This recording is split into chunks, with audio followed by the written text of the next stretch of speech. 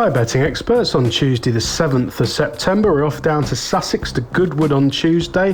Fast ground, good to firm at the moment. The weather forecast 26 degrees and sunny, so it could dry out even further. Sure to be really rapid ground conditions. We start off with our value angle selection in the opener, the 150, the Rod Gaskin handicap, 1 mile, 3 furlong, 44 yard class 5, 4-year-olds and upwards. £4,320 on offer to the winner, 12 runners. Most of them have got something to recommend them. It's at least 5 to 1 the field for looking this morning. The one I like is Johnny Portman's Broad Appeal. Now, Johnny Portman going particularly well at the moment with his relatively small string of horses. He did have his car stolen from the car park at Bath the other night, which perhaps was not the best possible outcome for him, but other than that, the horses have been running pretty well. This one is exposed, 31 starts, 5 wins, 8 places. He's a pretty reliable stick. He was disappointing last time at Windsor, but the ground was too soft for him then.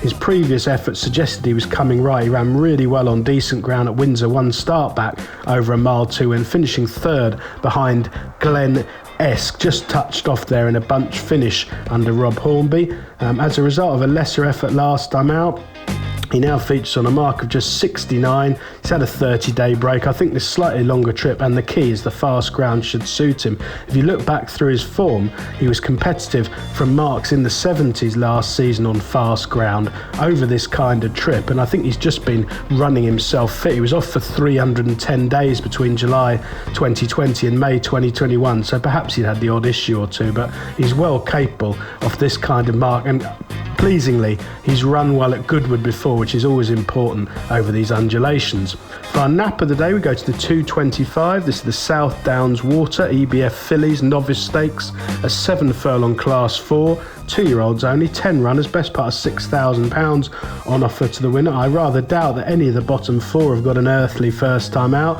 Money for Carotid would be interesting. The likely short price favourite is Rock Melody from a really good young stable in Kevin Philippart de Foy, but the one I prefer is Ed Walker's Piffle, for whom Oisin Murphy is an eye-catching booking. Now the positives, Ed Walker absolutely flying, 7 winners from his last 27 runners, a remarkable 26% strike rate, and that's actually matched by Murphy, who's had 15 winners in the last 14 days, chasing the championship against Buick. This one, promising debut at Newbury on the 1st of July, and Julie landed very hefty cash, but only on the nod at Windsor. If you watch that run back, it was a muddling 4-runner race. The front 2 did pull 7 lengths clear of the rest. I don't think there was any disgrace at all. Crocodile Tears, the horse who Piffle beat, is trained by Hugo Palmer and is a fairly useful performer. He has been beaten twice since, but in pretty fair company, and I don't think he's really been at his best. So Piffle now has to give away the penalty, but there's loads more to come with more racing experience. That win came over 6 furlongs. I think he's the sort of horse who will probably relish a mile in time, but up to 7 furlongs here should definitely suit. Fast ground ideal, loads more improvement to come, and I think he's much better value at the current prices than the filly Rock Melody. Best of luck on Tuesday, betting experts.